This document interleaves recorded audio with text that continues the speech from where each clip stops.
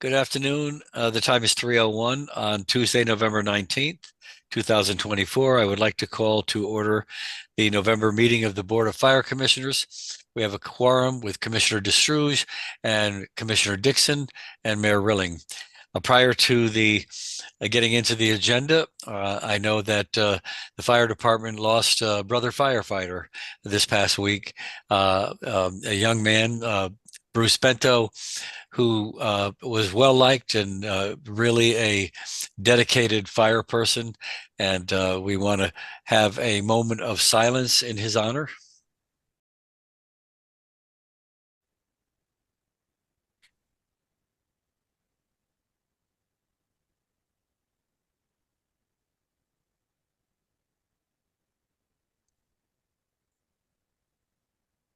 May he rest in peace. Thank you. Amen. First item on the agenda, acceptance of the minutes of the regular meeting of Tuesday, October 15th. Do I have a motion? So moved. Commissioner DeStrouge moves it. Any corrections, deletion, or omissions? Yes, on page 2, the second paragraph, first line, change maturity to maternity. Came back from maternity. Okay. And on page 4, paragraph 1, second line, change held to help. Okay. That is all. Everything else looks Any Very- further corrections? Just one, Mayor. Okay. Just for the record, Fire Marshal Kirk McDonald is the acting fire marshal. So she needs to place the word acting in front of fire marshal. Okay. Very good. And that's it. The other ones I agree with. Any further corrections, omissions, or deletions? Okay, all in favor of approving the minutes as corrected? Aye. Aye, motion carries. Thank you. Next, we move on to action items. There are no action items. Now the fire chief's report. Chief Gatto. Yes, good afternoon, everyone. So we are 1/3 of the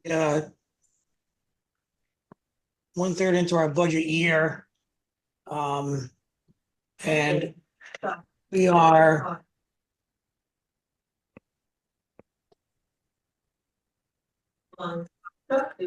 Truck one, cartoon, operate on all ground routes. Water road one, an interruption here. I don't know if you can hear me. We can now. So anyway,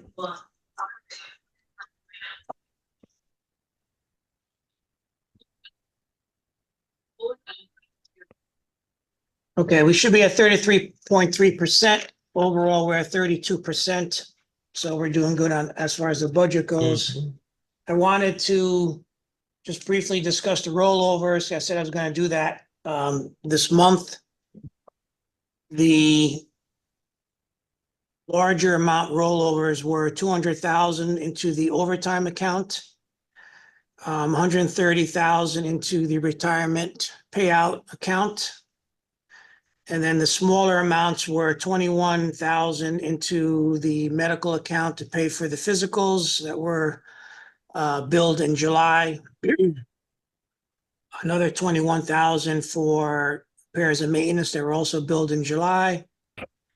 We increased the motor vehicle parts by 10,000 and another 5,000 to operating supplies because we're transitioning our reporting software from a server, physical server to the cloud. And that's $5,000 in that amount. So overall, we're on track. Let's hope we stay that way. So has refresh my memory, has the roller been approved? Yes, it's all been approved October 7 at the Okay. BET meeting. Yep. Okay. Very good. What else do you have, Chief? That's the major parts of it right now. for the budget. Okay.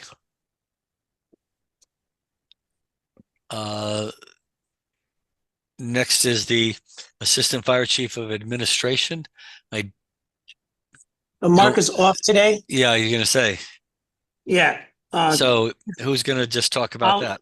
I'll just read it real quick.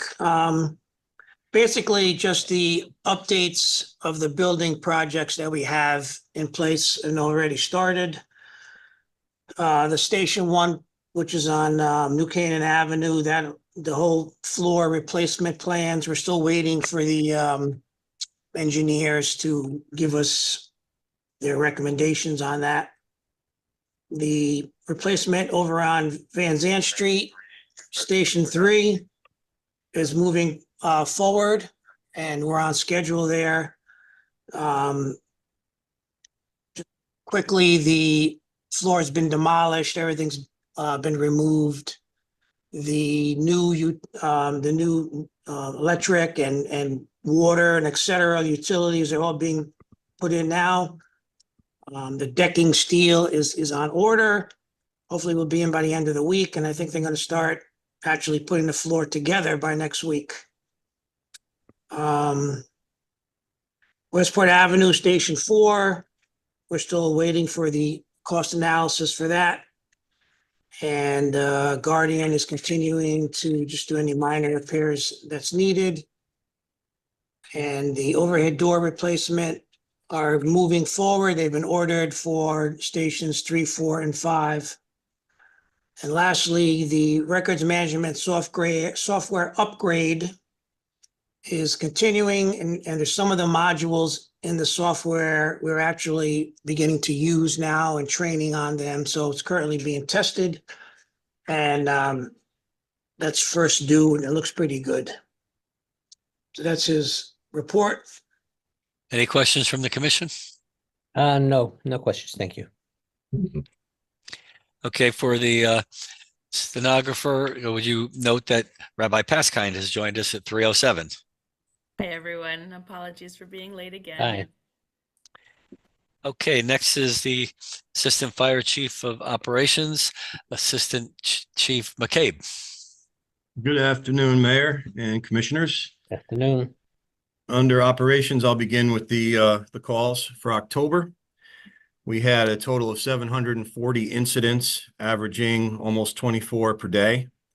We had 26 fires, 50 rescues, 418 emergency medical responses, 36 hazardous condition, 29 service calls, 115 fire alarms, and 66 good intent. So looking at the year so far through October 31st, we are at 6,871 incidents and a total of 10,832 responses. Going over to the operational report, under letter A, fire apparatus, item 1, update on delivery times for the apparatus that are on order. I spoke with our vendor this past week to get an update, and our 2 Pierce fire engines that were ordered February 2023 are down to 21 months for delivery. And the heavy rescue truck, which was ordered December of 2023, is currently at 34 months for delivery. So these long lead times are industry-wide. I know we've spoken about it at previous meetings. We keep hoping that the industry is going to recover a bit post-COVID and that these delivery times will get back to normal. But right now, there's really no indicator that that is going to happen. So we have modified our replacement schedule to build in for these long deliveries.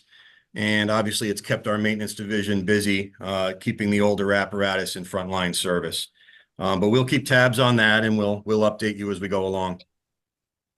Item 2 under apparatus, the highway attenuator truck is nearing completion of its upfitting at Gowans Night, and we should have delivery of it by the end of this year.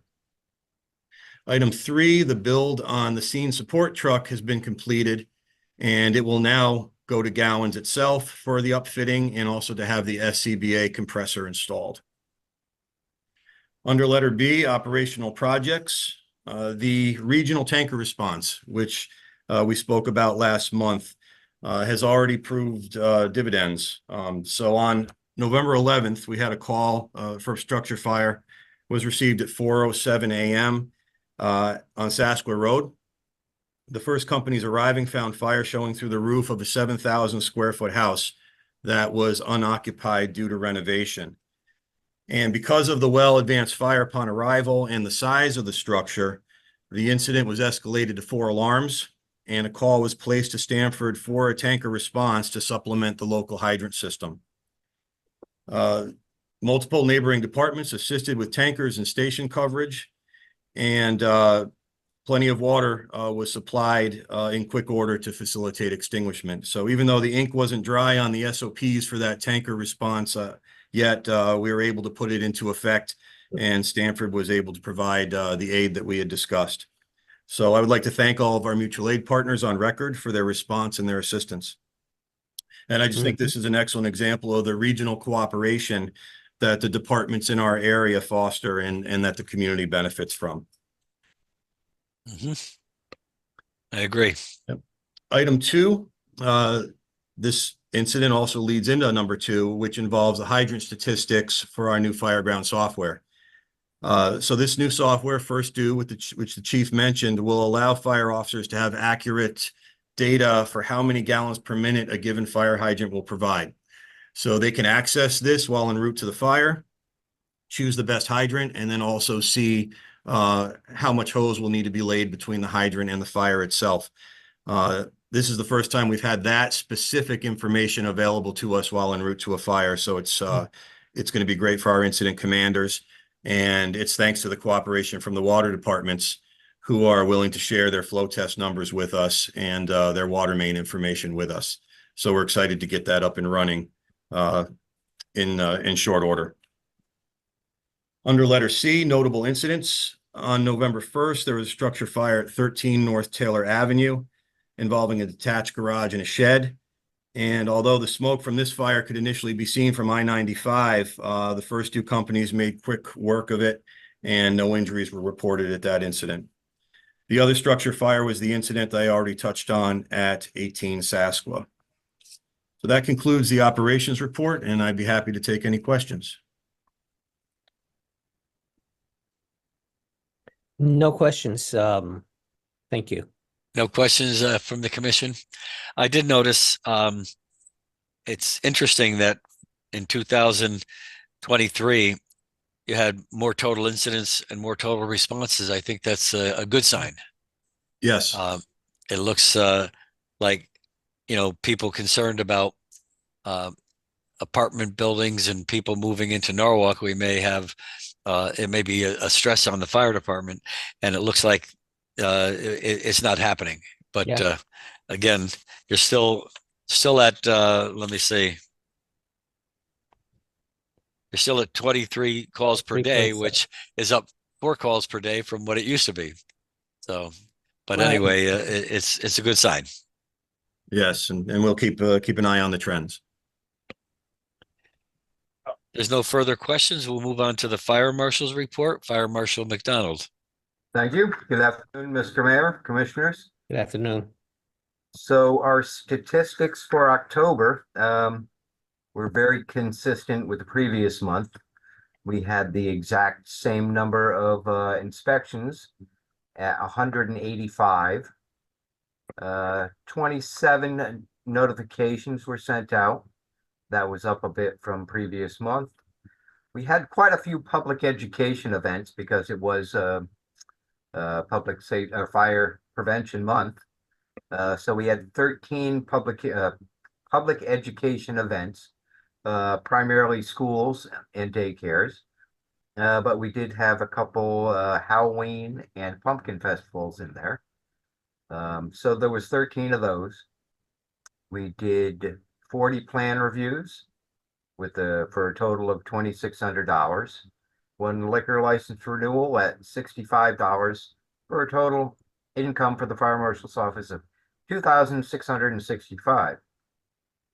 As far as fire investigations or call outs for the Fire Marshal's office, we had 8. Unfortunately, that doubled from last month. 3 of those were building fires, 3 car fires, and the 2 outside fires. And certainly the dry conditions we've been having haven't helped. As far as these numbers compared to this time last year, it's again very consistent.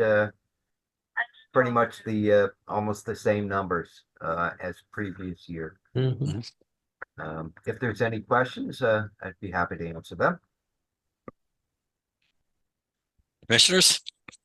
No questions. In the past few years, though, just a comment. We used to be concerned about the staffing, how well staffed we were, and we used temps to fill in the voids. How are we doing there as far as the workload? Are we on schedule with the areas that need to be inspected? We still have 1 part-timer. We did unfortunately lose 2. And yes, we're very consistent as far as where we should be as far as inspections for residential, which was what primarily the part-timers were hired for. Mm-hmm. And you've been very busy with the mega multi-inspections. Oh, 2 yes, large I'm sorry. buildings. Yes, Mhm. I actually forgot to mention that in the summary. Yes. So there was a total of 294 apartments at 300 Glover and 44 apartments for reinspection at 93 Richards. So those really have come a long ways. And it's quite impressive that when we have the inspectors team up and really get a big facility like that done. Mm-hmm. Do those inspections include the self-inspection, or are you able to go into all of the apartments? No, we do get into each apartment, and we team up with like I say, several inspectors or several deputy fire marshals, as well as several of the staff from the occupancy, maintenance, property management, that kind of thing. Mm-hmm. It really helps out, and it moves pretty quickly. And even though a large facility, we can get it done within a couple of hours usually. That's great. Well, thank you for the update. Well, thank you. Okay. Thank you. And no further questions? That brings us to emergency management. Mr. Luca? Great. Good afternoon. Well, it hasn't rained in quite a while. So we We're are hoping it's going to rain Thursday night. That's what we're hoping. So that we are under a drought levels. Meeting with the water companies. We met with them last week. We've got another meeting next week. Just to stay in communication during this period. We do some emails, health department, again, that the water companies, myself, Michelle Woods Matthews for the media, just so we're consistently sending information, updates to residents regarding conservation, and letting them know what's happening. So that will continue until conditions improve. Again, hopefully we will get some rain, potentially a little snow, but I don't buy it. Wednesday into Thursday, and we'll kind of keep an eye on some possible urban flooding from that, but it is definitely needed. Obviously winter is coming and holiday safety. So again, probably in a couple weeks, we'll do a briefing with the emergency management team and start doing some messaging for, again, cold weather safety, which is typical. I do have some color changing cups and resource material for families. So working with Parks and Rec and the libraries and a couple others to get those out. They were a big hit at the open house.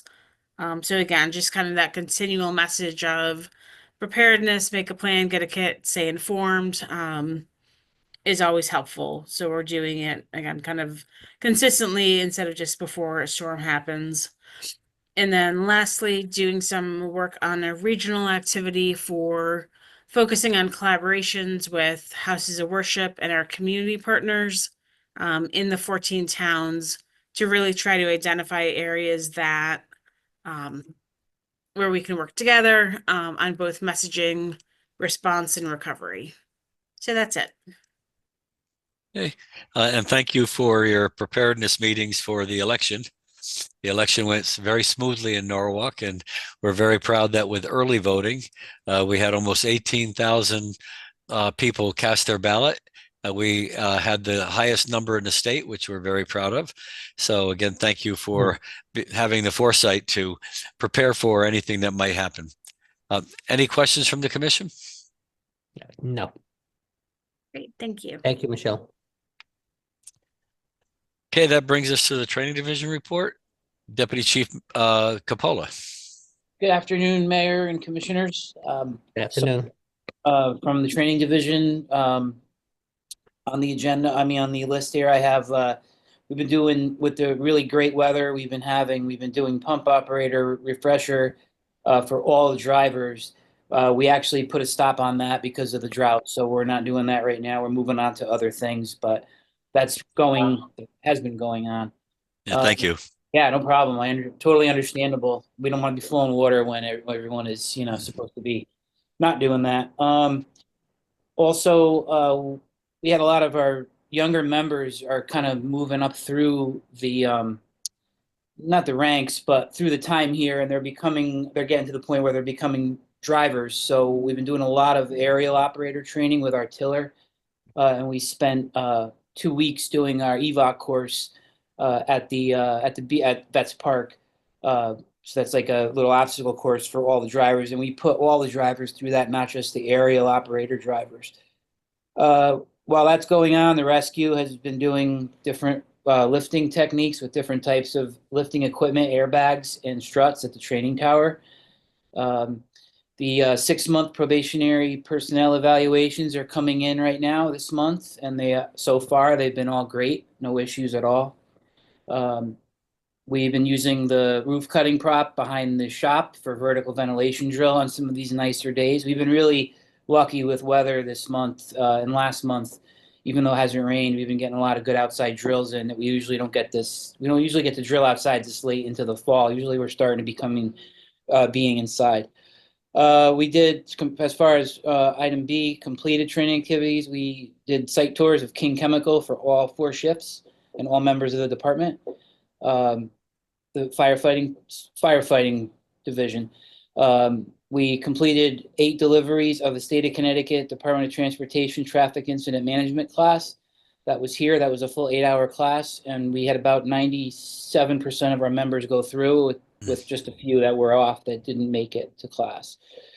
Again, the aerial operator sign-offs are complete for several members, and then we've been doing a lot of SCBA emergency maneuver restricted passage drills. Also, to Kirk McDonald's point with the public education, it's not on my list, but I meant to put it on there, and I apologize, but it's important to note that whenever the Fire Marshal Division does public education at schools, the local neighborhood fire engine that's in that area goes with them and helps them out with that. So that's a nice cooperative effort on the part of the firefighting division and the inspection Fire Marshal Division. Upcoming, we have our bailout refresher is going to be in December. We're going to be starting our 2025 EMT EMR refreshers for those who expire in 25 in January. We just did the lieutenant promotional test written on the 12th, and we have the oral component of that test happening Monday and Tuesday coming up here at Station 2 in the conference room. The captain promotional test is scheduled for January 9th, 2025 at 9 a.m. here at Station 2 headquarters in the EOC, with the oral component of that being the 16th and 17th of January. And then the wellness program, every December we do a end of year wrap up with the wellness program, just some statistics and some education for the members, and that's happening in December as well. And also, if I can, I meant to put it on here, but I did forget. As the chief mentioned, we are going to a new software, which is First Due. And me and Assistant Chief Conti have been putting together some training sessions for that, for all the members to learn how to use the new software. So that's kind of ongoing and upcoming. So we did one round of that yesterday, and we have the other 3 shifts are going to happen later in early December. And that's everything I have for this month. I will welcome any questions or comment. What? I have, Oh, go ahead, Commissioner Dixon. yeah, one question. This takes me back into the military realm just a little bit, but we do some tests for the firefighters. To understand you do oral as well, which you just referenced. Is there any other aspect of the promotional cycle that takes place during that time period? Past performance? No, well, they are technically on a 1-year probation, which they're looked at, and Sure. the performance is looked at by the captains for the lieutenants, and then for each rank above. There's usually never any issues. If there are, they're always brought to their attention. There's a meeting with them, giving them the feedback. The oral component of the exam includes a tactical scenario as well as a question and answer period where they are asked questions from the source reading material as well as basically a little personal resume. So that's the process. Is there a published standards of conduct that need to be maintained? We have the job description has those items in it. I do Has have that that. incorporated? If you want to see that, I could get you a copy of that. Because one of the worst things you ever wanted to hear as a military component was if some charges were issued against you, actions become unbecoming of a United States Air Force military officer. And I was just curious if we had similar things to that. Are there programs within the city to discuss the potential for these types of things with the personnel as they go through their careers? With both. That's Commissioner. That's a great question, and it's something that we really do put a lot of emphasis on. We have a tremendous peer support group here at the firehouse, made up of some of our own members, and we're also members of the Fairfield County Trauma Recovery Network, which is another resource that our members can use to reach out if they're going through any kind of mental health issues. Our program that we have here is definitely exemplary, and it's mimicked in a lot of departments around the region. That is also available to retirees to use, and they are made aware of that. Any other questions or comments? Okay, seeing none. Thank you. A comprehensive report. Again, very impressive amount of training being given to all the firefighters. That's why the fire department is the best around. So keep up the good training. I appreciate it. Thank you, Mayor. Next, no items under local 830, no items under old business, no items under new business. Correspondence, Chief? Okay, so attached to your packet are 2 letters written to me by Jane Seymour. I don't know if that name brings a bell to you, Mayor, but she's the daughter of past Chief Eugene Seymour. And I'm not going to read the whole letter or letters, but I'll just summarize quickly. She was driving behind one of our ladder trucks, which displays an American flag. And she was very upset because the flag was filthy, in her words. And, she can't believe how we let that go to that condition. And her father would never allow this kind of disrespect. So as soon as I received her letter, we immediately looked into it and removed the flag and cleaned it and sent out a memo to the rest of the department. Whoever has a flag has to look into it to make sure that it's clean. And if it needs to be replaced, we have spare flags.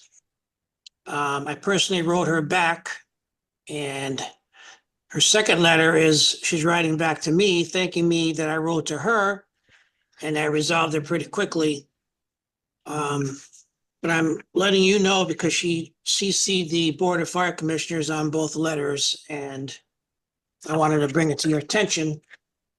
So that's it.